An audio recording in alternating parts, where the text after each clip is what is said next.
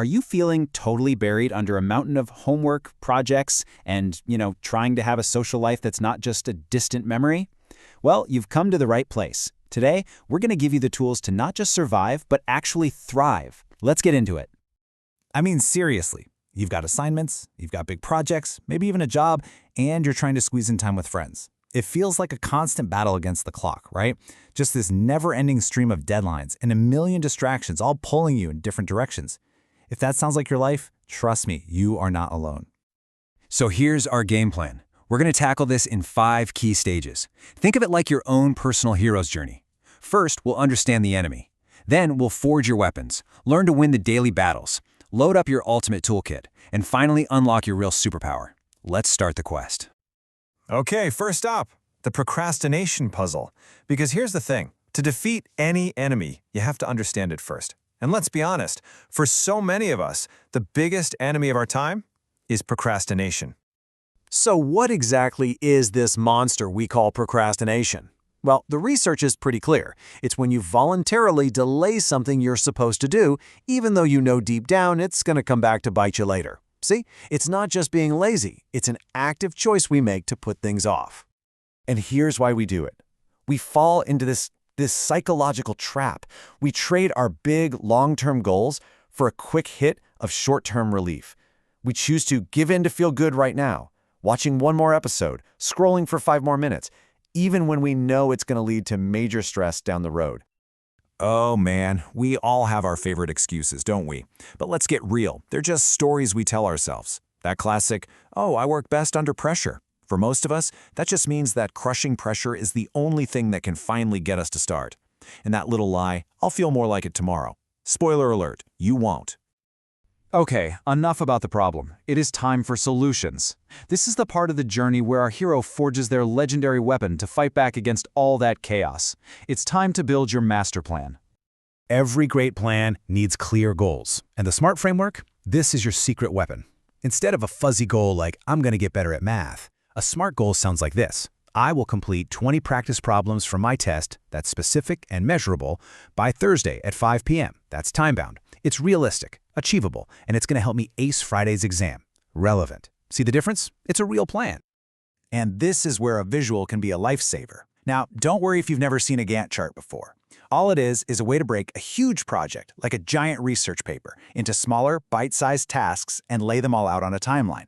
Suddenly, that 10-page monster doesn't seem so scary when you can see every single step in front of you. All right, next up, choose your weapons.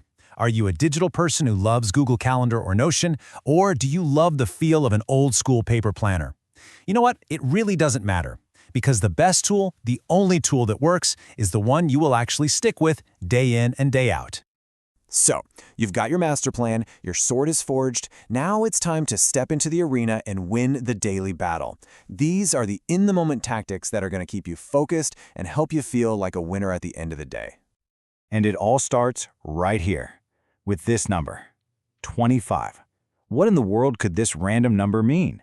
Well, it's the secret ingredient to one of the most powerful focus techniques ever invented. It's called the Pomodoro technique, and it is a total game changer. You pick one task, just one. You set a timer for 25 minutes. And for those 25 minutes, you do nothing else. No phone, no tabs, no distractions. It works because 25 minutes feels doable. It's easy to start. It trains your brain to focus in these short, intense sprints. Then you get a 5-minute break. After 4 rounds, you've earned a longer break. Simple, but so powerful. Here's another power move for your arsenal. Ditch the simple to-do list. I mean, that's just a wish list of what you hope to get done, right? Instead, try time blocking. This is where you give every single task a specific home in your calendar. It turns your day from a chaotic mess into a structured, realistic plan for when you are actually going to do the work. Of course, no plan can survive the constant ping of distractions, so you have to be ruthless. Put your phone out of sight, not just on silent, but in another room. Turn off all those notifications on your laptop, and if a random thought pops into your head, just scribble it on a notepad to deal with later. Take back control of your focus. Okay, you're mastering the daily tactics. You're feeling good. It's time to level up. Let's add some advanced strategies to your toolkit that will help you make even smarter decisions about where your precious time goes. This is the Eisenhower matrix. It looks a little intense, but it is brilliant. You sort every task you have by asking two simple questions. Is it important and is it urgent? If it's both, you do it now. If it's important but not urgent, like planning for a huge project, you schedule it. If it's urgent but not that important, you delegate it if you can. And if it's neither, you delete it. Seriously, just stop wasting time on stuff that doesn't matter. Now this is a super simple but crazy powerful mind trick. It's called an implementation intention. You basically decide ahead of time how you're going to handle distractions. For example, if my friend texts me while I'm studying, then I will reply during my next break. It's like you're pre-programming your brain to automatically make the right choice. No willpower needed in the moment. And you've got to remember this. Willpower isn't some magic thing you're either born with or you're not. It's a muscle. Every single time you resist a distraction and stick to your plan, you're doing a rep. You're making that muscle stronger. And just like any muscle, the more you work it, the easier it gets. And that brings us to our final section, which, honestly, might be the most important one of all. True time management mastery is not about turning into a robot that works 24/7. It is all about finding balance, because that is your real superpower.